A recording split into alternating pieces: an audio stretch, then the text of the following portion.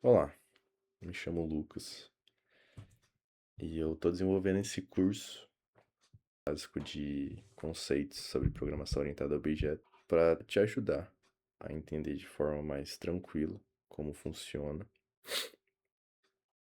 e até quem não tem entendimento sobre ter um conhecimento um pouquinho a mais sobre a área do TI e como funcionam algumas coisas. Mas antes da gente falar sobre os conceitos em si e algumas práticas desses conceitos, vamos falar um pouquinho sobre o porquê utilizar a programação orientada a objetos. Bom, se você nunca ouviu falar sobre isso e você já programa, você provavelmente deve utilizar a programação procedural, também conhecida como programação tradicional, que é você atender às demandas que lhes são enviadas. Então, conforme você vai recebendo as demandas, você vai desenvolvendo soluções no seu código. E isso não é um problema. O problema é que muitos desses códigos eles são muito mal estruturados. Então, quando você pensa a longo prazo, questão de manutenção, implementações diferentes, no caso, alguns updates, podem gerar problemas muito grandes de sintaxe. E isso pode gerar custos muito altos que poderiam ser evitados se utilizados, por exemplo, a programação orientada a objetos. Claro que ela não é uma solução 100% eficaz, mas ela reduz drasticamente esses problemas, justamente por ter uma base muito sólida, focada em organização e quando a gente pensa a longo prazo, né, toda a questão manutenção, os updates e tal, ela não vai afetar muitas áreas do código. Pode ser que afete uma área pequena ou outra, mas nada muito complexo. Então, ele ajuda você a ter essa redução. Outra coisa é a questão do entendimento do seu código com outros. No caso, o que eu quero dizer com isso? Quando a gente trabalha na área do TI, muitas empresas existem vários times, e muita rotatividade de pessoas. Então sempre tem pessoa entrando e saindo, times que mudam, até você vai entrar numa empresa e depois você vai sair. E para a empresa o importante é você manter um ecossistema onde todos mantenham uma comunicação, onde todos se entendem. Então, você criar um código ou fazer uma implementação utilizando a estrutura procedural e você não. Claro, você pode tentar fazer da melhor forma possível, mas às vezes vai ter alguém que não vai entender. E a parte visual do código, quando a gente fala da programação orientada a objetos, facilita muito mais, mas de forma gritante, como alguém consegue chegar numa classe específica, conseguir mudar um método específico da classe, de forma que na procedural demoraria às vezes muito tempo, ou só quem fez aquele update, aquela manutenção poderia saber te falar como que aquilo é feito. Então, pensando nessa questão de organização de sistema, divisão de responsabilidades, onde você consegue modificar uma parte específica que não vai alterar nenhuma outra parte do código, você não vai precisar se preocupar tanto com isso. Claro, às vezes você tem que se preocupar um pouco, mas não vai ter uma preocupação tão grande em você modificar uma parte e resultar num problema em outra função do código, por exemplo. Bom, a modularização é uma parte fundamental na orientada a objetos pelo fato de que se ele se baseia em organização, não tem como você não falar sobre módulos. Então, pensando em código, pensando em situação do dia a dia, então, o sistema de loja é um ótimo exemplo. Então, nosso sistema de loja seria a nossa main, que seria a parte principal do nosso código. Só que ali a gente tem a parte do cliente, do produto, do pedido e do pagamento. todas essas partes elas não vão ser produzidas diretamente nessa main, nessa parte principal do sistema da loja. Então, o, o que vai ocorrer é a gente dividir em módulos. Então, eles vão ser módulos independentes, cada um vai ser um módulo de cliente, outro de produto, outro de pedido e pagamento. Esse módulo a gente vai separar em códigos diferentes, então seriam 4 códigos diferentes, no caso 5 com a main principal também, e cada um vai fazer as suas funções de forma independente. Então, o cliente vai ter sua coisa do cliente, então você precisa mexer CPF, só ali. Produto, código do produto, então vai ser só ali. Pedido também, pagamento também. E se você alterar, eles não vão interferir um no outro, porque eles são independentes entre si. Tá. Então, da mesma forma ali, acho que já ficou claro, mas temos aqui o exemplo também da oficina mecânica, bem didático. Então, a oficina mecânica seria o seu todo, a parte principal. E dentro dela a gente tem motor, pintura e elétrica. Só que você não vai mexer nos três juntos. Então, o mais interessante, sensato se fazer, é dividir em setores diferentes. Então, parte só para motor e tudo que for feito ali vai ser só para motor. Então, não vai interferir nada em pintura. A parte da pintura é a mesma coisa e a elétrica é a mesma coisa. Então, basicamente, a modularização é essa separação, essa quebra do código em partes menores com funções específicas e independentes entre elas.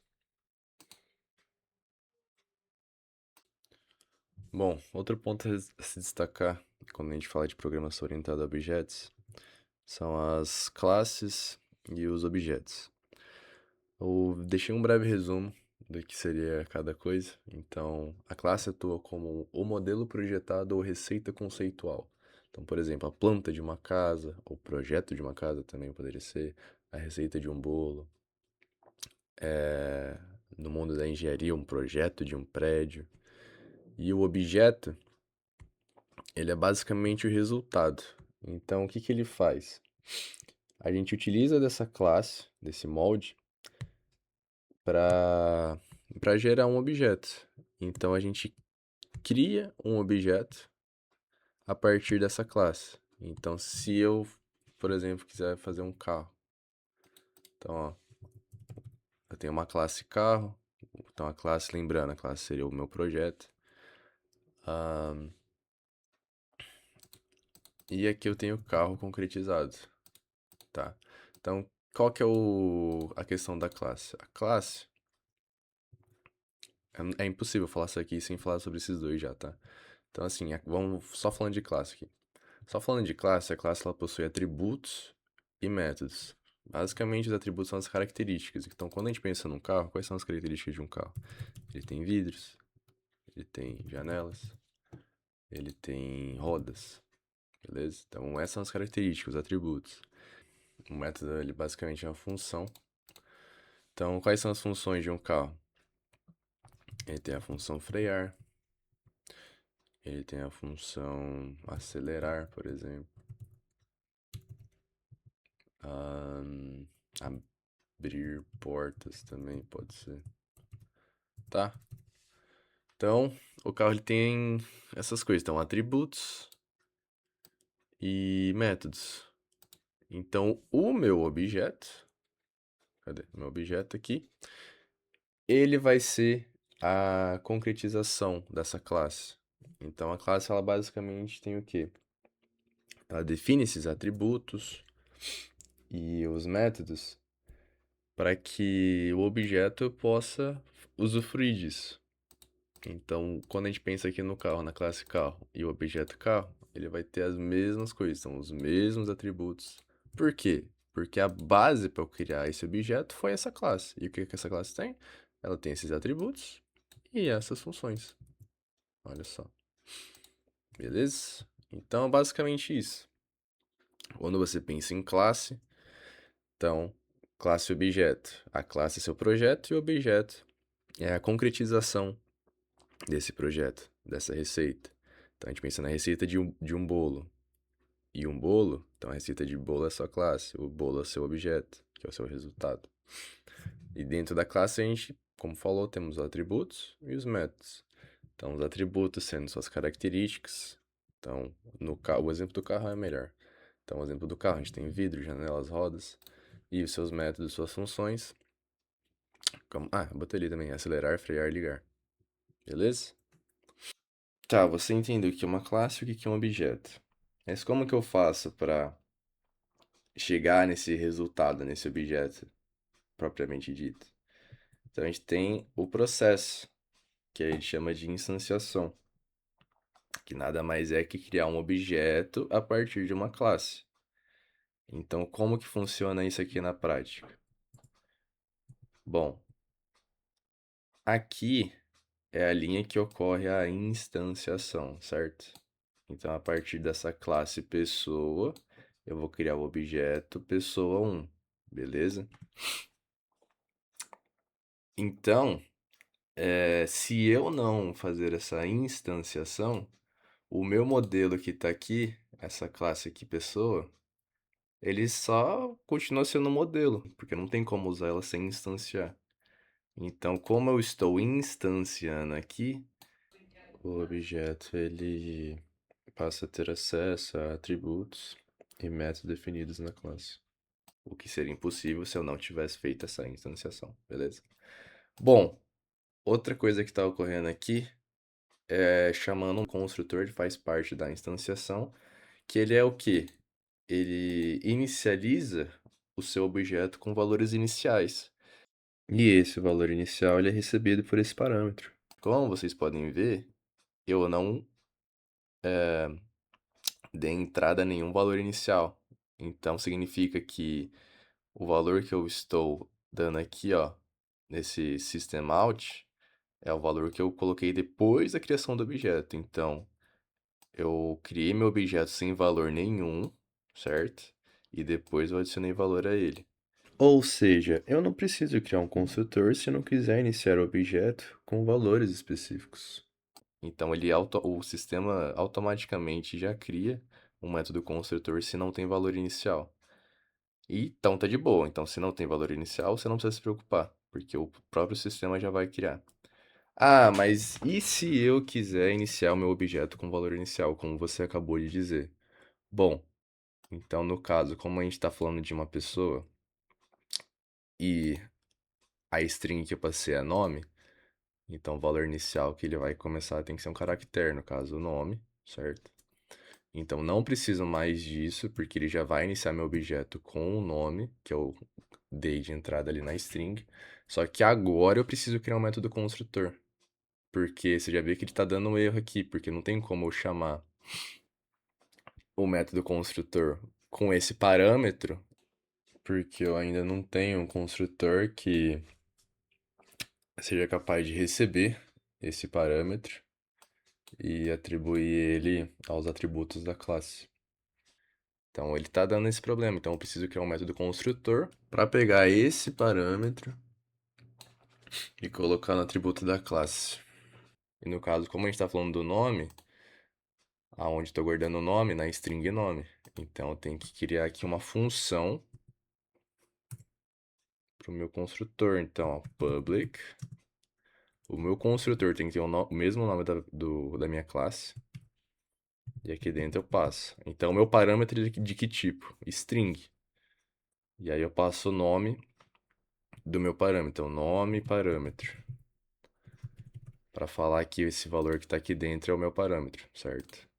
Então, esse nome parâmetro, ele vai ser guardado aonde? Então, essa string que eu passei aqui, esse nome, ele vai ser guardado aonde? Dentro dessa variável nome. Então, eu tenho que mostrar para o meu código que vai ser guardado ali. Ó. Então, nome, que é meu atributo, onde eu vou guardar, e nome parâmetro, que é o nome que eu dei para o meu parâmetro. Beleza? Então, basicamente, não sei se deu para entender, mas vamos lá. Ó, aqui ele já está colocando. Então, basicamente, o que está acontecendo? O valor inicial do meu objeto aqui, string, que eu passei aqui na minha main, ele vai ser guardado aqui na minha variável nome. Se eu não tivesse criado esse método construtor, o construtor não teria como pegar esse valor Lucas e atribuir ele ao atributo. Então, por isso que eu preciso do método construtor, porque senão não tem como iniciar o meu objeto com valor inicial. Beleza? Bom, tem esse jeito e tem outro jeito que eu posso iniciar com o mesmo nome do meu atributo. Então, aqui, ó, no caso, estou guardando o parâmetro que eu passei dentro do atributo nome, beleza? Só que se eu quiser, eu posso manter o mesmo nome para ficar até mais fácil, às vezes, de eu entender, tá? Então, this nome tá falando que o parâmetro nome que eu passei ali vai ser guardado, aqui então o parâmetro, aqui vai ser guardado no atributo nome, beleza? Falando um pouco agora sobre abstração. Quando a gente pensa em abstração, a gente tem que, por exemplo, focar no essencial. Então, a abstração consiste em expor para o mundo externo apenas o que realmente importa para a operação, ocultando detalhes complexos e irrelevantes. O controle remoto, nós interagimos com o botão de ligar e trocar de canal sem precisar conhecer eletrônica e circuitos internos de radiofrequência. Então, ó, conta transferir valor. Então, esse exemplo aqui é basicamente o quê? A gente está chamando a função de uma classe, certo? De um, pode ser um sistema de banco. E tá ali, ó, a função é conta transferir. Então, a única coisa que eu preciso saber é que aquela função faz o quê? Ela vai transferir algum valor, certo? Então, se eu botar R$ 1.000, ele vai transferir esse valor de R$ 1.000. Como ele faz isso, eu não preciso saber. Eu só preciso saber qual que é a funcionalidade daquilo. A lógica por trás, ela só será descoberta caso eu queira ir atrás. Mas a princípio eu preciso que a minha função já me diga de forma simples e rápida qual que é a funcionalidade dela. Por exemplo, na minha main aqui, eu tenho, ó, pessoa 1, então meu objeto é exibir nome. Então eu sei que a função disso daqui vai ser o quê? Só exibir o nome. Como ele vai fazer isso, qual que é a lógica por trás, no momento não é importante. Porque eu só preciso saber qual a funcionalidade disso. A lógica por trás, se eu quiser, eu vou lá. Na classe que ele tá, então, ele vem o objeto pessoa 1 que tá em qual classe? Pessoa. Aí eu vou lá na classe e vejo qual que é toda a lógica por trás. Quando a gente pensa em um sistema de soma, por exemplo, tem várias operações. Soma, divisão, subtração, é, sei lá, cálculo de raiz, de equação do segundo grau. Eu preciso chamar, por exemplo, equação ponto somar, equação ponto subtrair. Eu não preciso saber essa lógica por trás. Eu só preciso saber qual que é a função que está ali. Então, eu quero uma função que soma. Então, vou botar lá equação ponto somar. Então, eu sei que aquilo ali vai somar. Equação ponto subtração. Eu sei que a funcionalidade dela é subtrair. Aí, se eu quiser saber a lógica, igual eu falei, aí você vai atrás. Mas o objetivo não é você saber toda a lógica de cada função que você está usando. Então, basicamente, isso aí que é abstração. Você faz essa redução de informações apenas para o que é essencial, né? Então, da mesma forma que eu botei ali exibir nome, eu sei que exibir nome vai exibir um nome. Eu não preciso saber da lógica por trás dela. E o que vem a ser o encapsulamento? Bom, o encapsulamento nada mais é do que uma das partes mais importantes da orientação a objetos, sendo responsável pela proteção de dados. Então, ele vai evitar que ocorra acesso e modificações inadequadas dentro do atributo de um objeto. Então, pensa comigo. Se a gente tem um sistema de banco e a gente tem o saldo, não é interessante que toda parte do código tenha acesso ao saldo de forma direta. Então, tanto numa situação onde ocorre uma alteração por acidente, ou alguém faça uma invasão maliciosa. Ainda mais quando a gente fala de banco e de saldo, que a gente está falando de dinheiro de uma pessoa, a gente deixar esse acesso com o caminho aberto. O que a gente faz é utilizar do encapsulamento, como eu falei, para fazer um controle desse acesso, para saber que alteração está vindo e se essa alteração é válida, certo? Então, por exemplo, se você tiver um código, um sistema de banco com encapsulamento, se você tenta inserir um valor menos 10.000, ele não passa no método, pelo simples fato de ser impossível você depositar um saldo, quer dizer, você setar um saldo negativo através de um depósito, no caso, né? Diferente de se você tentar depositar, por exemplo, R$ 100. Então, um valor positivo, então faz sentido esse valor passar pelo método, ser validado e assim adicionando R$ 100 ao saldo da conta de um cliente. Bom, o encapsulamento, ele utiliza um modificador de acesso chamado private. E como que esse private funciona? Ele faz com que só seja possível alterar de forma direta o valor do atributo de um objeto dentro de uma classe. Então, eu citei o exemplo do sistema de banco porque eu fiz um exemplo aqui também. Então, aqui a gente tem a classe conta bancária, que tem um método que permite depositar dinheiro na conta. Só que aqui a gente tem uma lógica onde o valor tem que ser maior do que zero para ele poder somar com saldo. Caso não seja maior do que zero, ele retorna um aviso falando valor inválido para depósito. Só que esse sistema aqui, esse código, ele não tem encapsulamento. Então o que significa? Eu tenho um método aqui, eu vou testar para vocês. Então se eu botar menos 50 aqui de valor de entrada, se eu debugar ele aqui, ó, ele retorna para mim valor inválido para depósito, saldo atual 00. Então o método funcionou, certo? Então se eu botar R$ 100, na teoria, ele tem que me retornar que no meu saldo agora tem R$ 100, porque ele é maior do que zero. Só que pelo fato do meu atributo ser público, isso faz com que dentro do meu projeto, o projeto, no caso pasta, todos os códigos que estão na minha mesma pasta, no meu mesmo projeto, têm acesso a ele.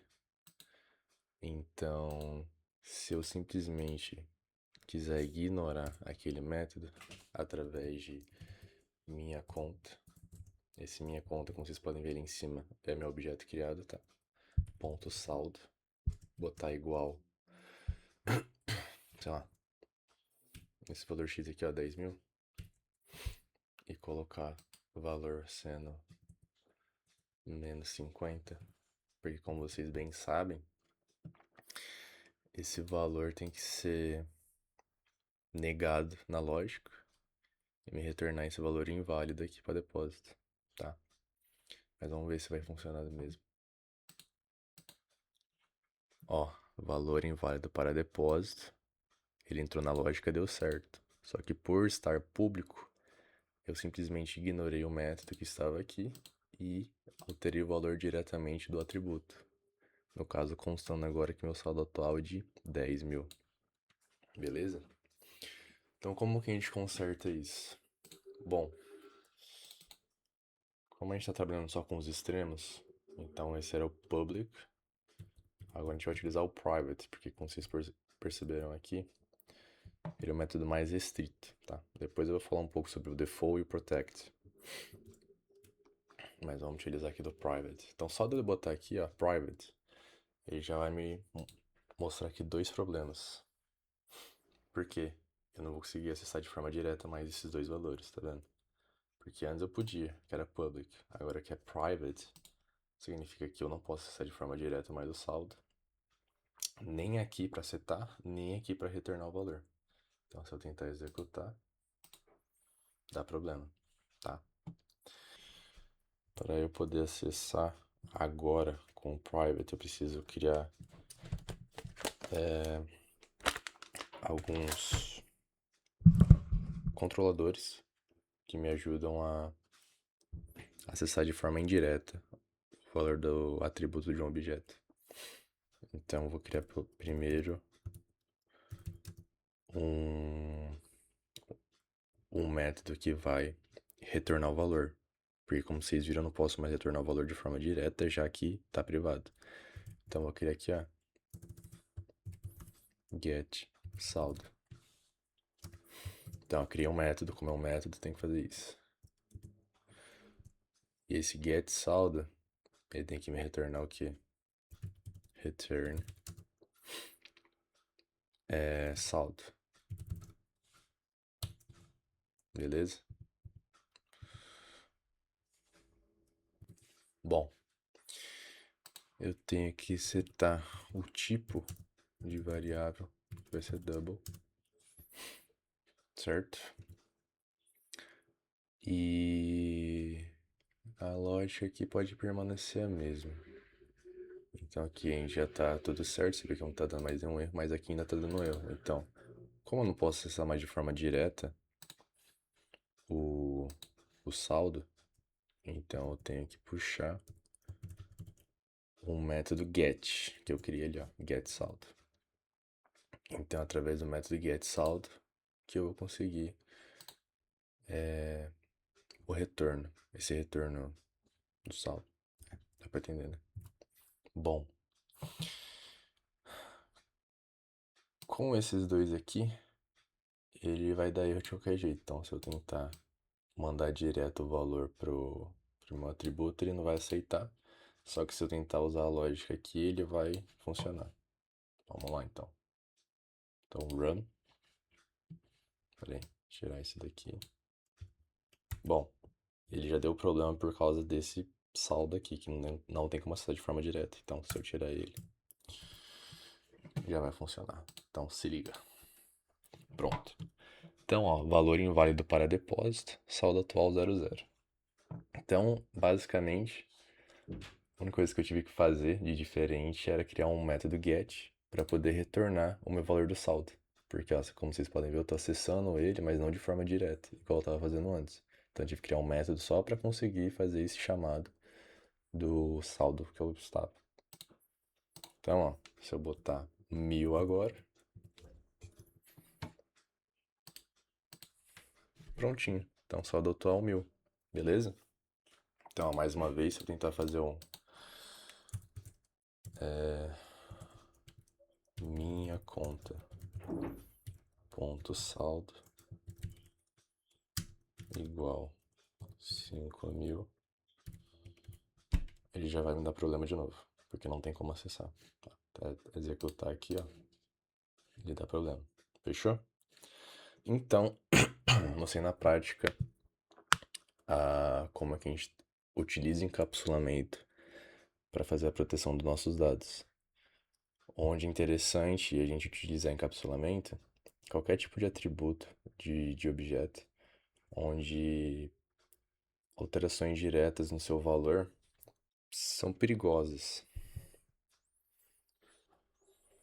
Ou são dados muito sensíveis, né? Dados particulares, por exemplo, o CPF de pessoas, endereços e coisas dessa mesma linha de raciocínio. Beleza? Bom, aqui eu dei exemplo então do private, como eu falei para vocês.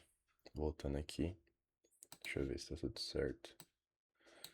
Tá. Então, como eu falei para vocês, o private, ele só acessa dentro da classe, tá?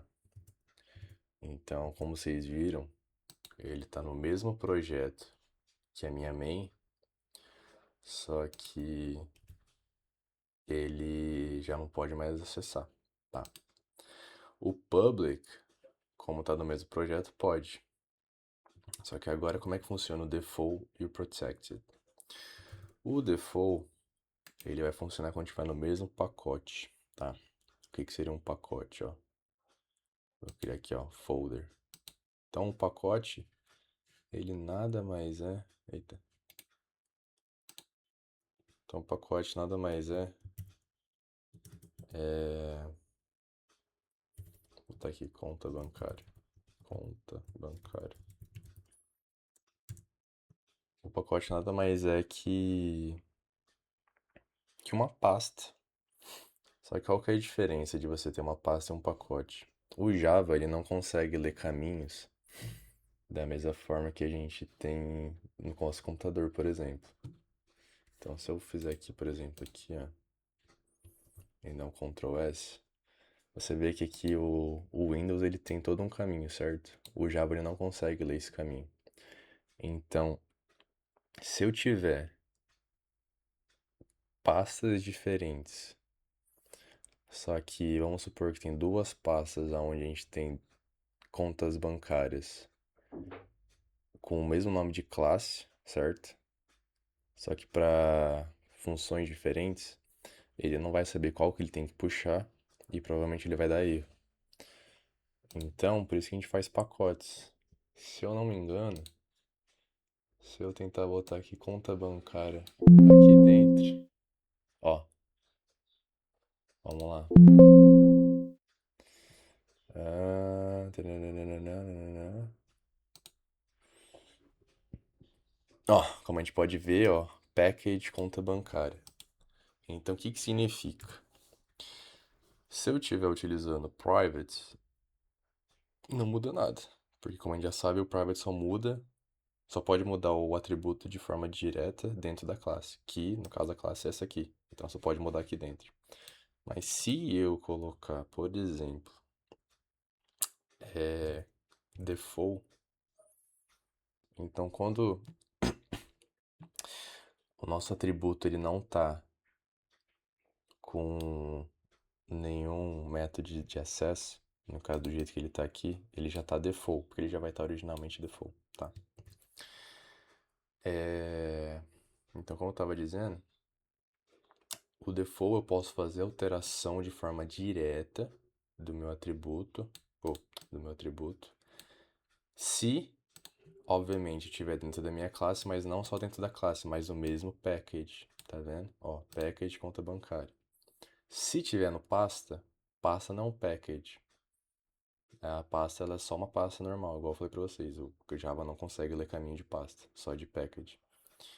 Então, se eu colocar aqui esse package e colocar conta main no mesmo package, olha só, eu posso simplesmente pegar, ele já deu o import aqui conta bancária, mas eu posso botar aqui, vou voltar, ó, tive que chamar um método, então vou voltar a tentar acessar de forma direta o meu atributo do objeto. Então, minha conta, ponto saldo, igual 5.000. Vamos ver se dá certo agora. Olha só. Então, deu certo. Deu, no caso, 50.000, né? Mas se eu tirar isso daqui e colocar só o método normal, tem 1.000. Se eu botar negativo,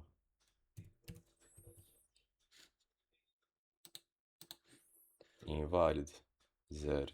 Mas se eu botar de volta e tentar de novo, inválido, mas ele colocou o saldo como 50.000, tá? Então, default, por padrão, o seu atributo ele já fica default, tá? Só que se os seus códigos não estiverem na mesma package, não, eles não vão funcionar. Então, se eu tirar o Java daqui, você vai ver que ele vai dar problema. Joguei pra fora. Olha só, já deu problema. Não tem como ele acessar saldo. Por quê? O saldo ele tá dentro de um package. Beleza? E o protected nada mais é que você pode alterar de forma direta o atributo se você tiver no mesmo package, mas se for herança também, tá? Bom, eu vou voltar a main aqui para o mesmo pacote. beleza? Então eles já vão funcionar. É, Vamos testar agora o Protect. Então, o Protect, como a gente viu, o Protect ele pode ser do mesmo pacote. Então, se tiver do mesmo pacote, eu posso acessar de forma direta o valor do, desculpa, o atributo do meu objeto, certo? E vai dar certo também com o Protected. Se eu tirar o.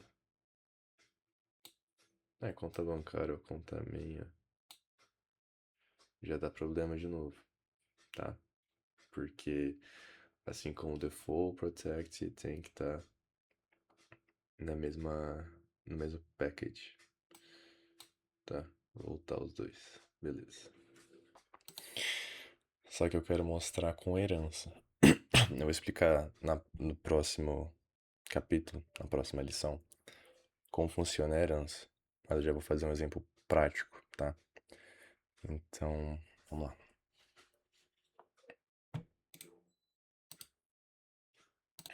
Bom,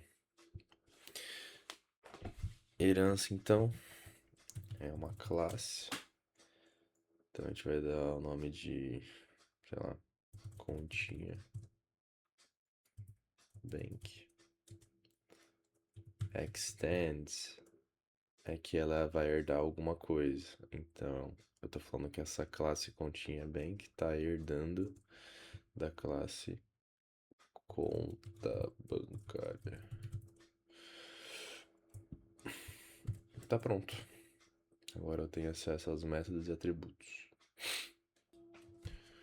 Bom, tem uma questão aqui que, como você pode ver, a conta bancária e o main eles estão no mesmo package. E isso significa que a nossa classe filha também tem que estar. Então vou salvar aqui. Cadê? Vou salvar aqui. Ponto Java.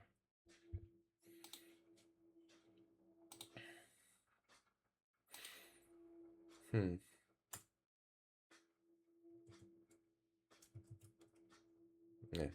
deu problema.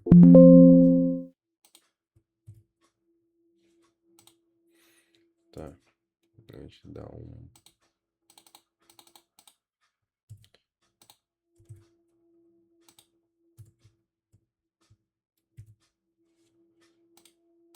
Ok.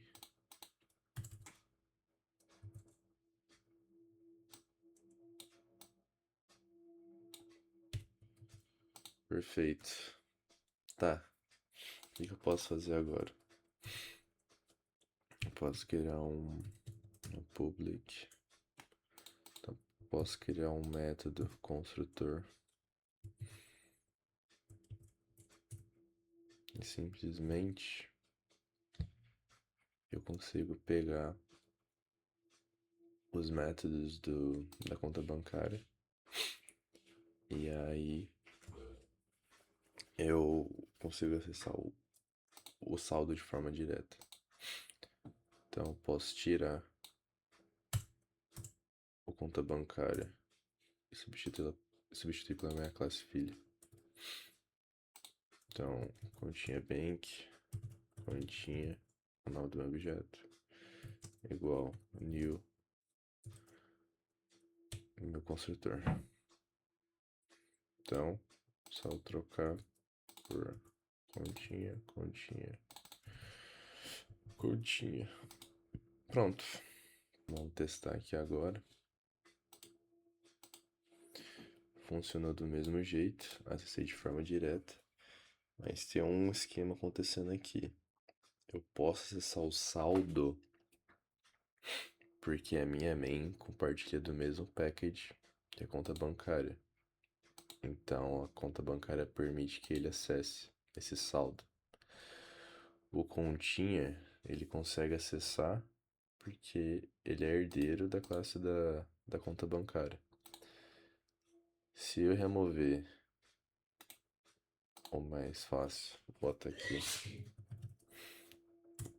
um folder patinha, tirar meu conta bancária e botar pra lá, então já dá problema no meu main e no meu continha, beleza? Esse aqui é muito fácil de arrumar, só preciso dar um import e o nome.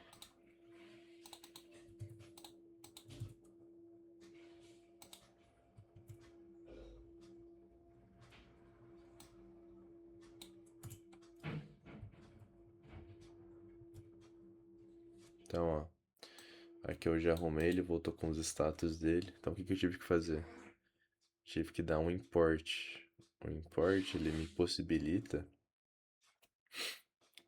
como o próprio nome já disse, importar os atributos e métodos de outro package, tá? Então, a minha classe filha tá de boa. O... A minha classe conta bancária também tá de boa. O problema é que agora a minha main não consegue acessar o saldo de forma direta. Já que, como a gente sabe, o Protected, ele só permite se você estiver no mesmo package ou se você for uma subclasse, que é o caso aqui, ó, tá dando certo. Então, que a gente não consegue acessar de forma direta o saldo pra gente utilizar aqui na main. Então a gente é obrigado a utilizar o método get para conseguir pegar o valor e alterar no saldo de forma indireta. Bom, vamos lá. Então primeiro a gente vai ter que criar um método set para acessar o valor do saldo. Então a gente faz um public void. Opa. Como é que esse continha aqui vai ser importante para mim? Vai, pior que vai, tá? Então deixa ele aqui quietinho. Então aqui public void set saldo double valor.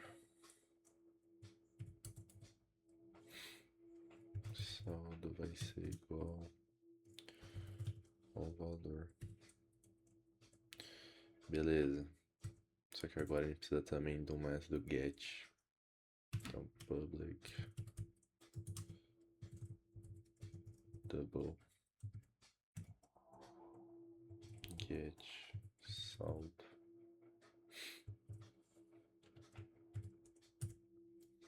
Tem que retornar o saldo. Bom, com as devidas alterações feitas agora, dá pra gente tentar de novo. Vamos lá. Então, valor inválido para depósito 000. Mas se eu tentar burlar aqui. Ixi, foi demais.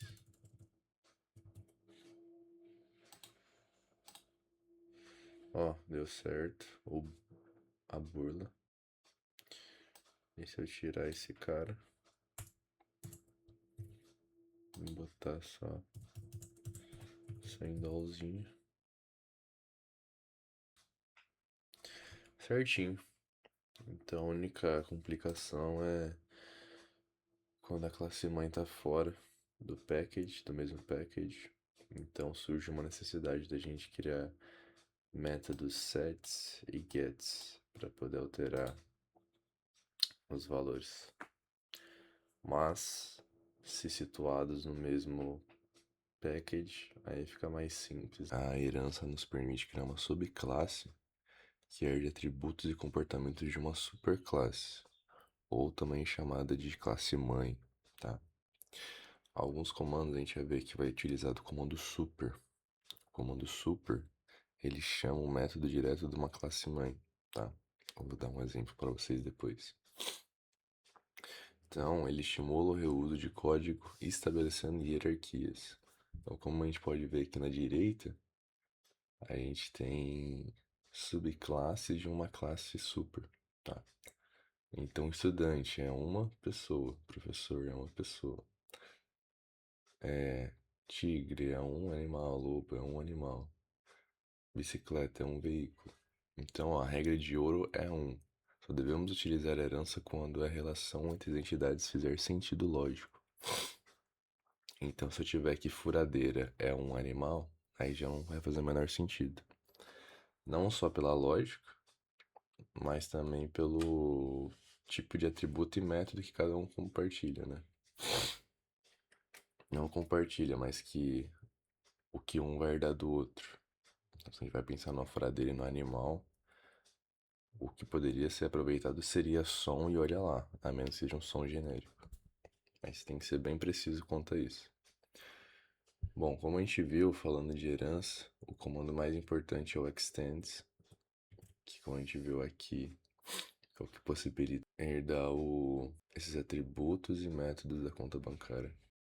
O mais importante aqui é que mesmo a gente falando de herança, pelo fato aqui dessa subclasse herdar métodos e atributos de uma super, se eu denominar essa classe aqui private, independente se for herdeiro ou não dessa classe, ele já fica sem acesso. Então, ó, só de eu botar private,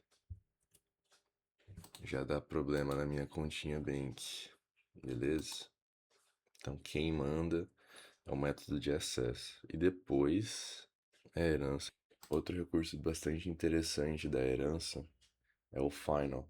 Então, temos aqui a nossa classe conta bancária. Se eu adicionar um final aqui, ele proíbe qualquer subclasse que venha a surgir a partir dessa principal aqui, dessa super. Então aqui já deu problema e aqui já deu problema. Então no caso, eu, eu não posso mais utilizar dos recursos, dos métodos e atributos que me eram compartilhados desse carinha aqui, dessa classe super. Então, o depositar, que era o método que isso aqui já usava, não pode mais. O acesso ao saldo já não pode mais. Beleza? Isso é bem interessante nesse tipo de caso, que a super realmente não pode ter nenhuma subclasse. Então, isso impede que exista subclasses a partir dela. Bom, esse mesmo recurso, ele pode ser utilizado nos métodos também. Então, se eu boto numa classe, ele impossibilita uma classe super de ter subclasses. Mas se eu botar ela num método,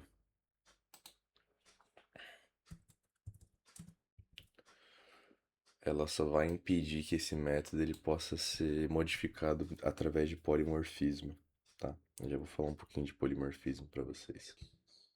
Então, polimorfismo nada mais é do que uma estrutura que muda a função do seu método, tá? Então, por exemplo, aqui a capacidade de tratar múltiplos tipos específicos sob a mesma assinatura de método genérico. Então, aqui, ó, pagamentos. A gente tem várias formas de se pagar, certo? Então, o Pix, o cartão de crédito, o boleto são formas totalmente distintas de se pagar alguma coisa. Só que, querendo ou não, é um método de pagamento. Então, chamando o polimorfismo, eu posso simplesmente refinar o meu método para ser específico para Pix, para crédito ou boleto, partindo de um método genérico. Então, ó, vamos supor que eu tenho aqui. Bom, eu tenho a minha classe funcionário, certo? Onde ele tem um atributo salário e o método dele é simplesmente retornar o salário que está atribuído aqui. Aqui eu já tenho uma subclasse desse funcionário, que é a classe gerente. Eu estou utilizando de override, que basicamente é essa sobrescrita do método. Então eu estou pegando o método ali, ó, double calcular pagamento, só que eu estou modificando a saída dele. No caso aqui, então, ele faz toda a lógica da super, retorna o valor da super e aí sim soma 2000. Então aqui a gente tem um exemplo muito claro de polimorfismo.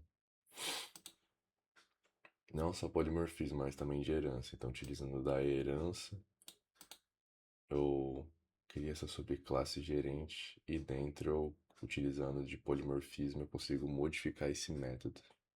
Outro exemplo, herança e polimorfismo. Então aqui eu criei uma classe aonde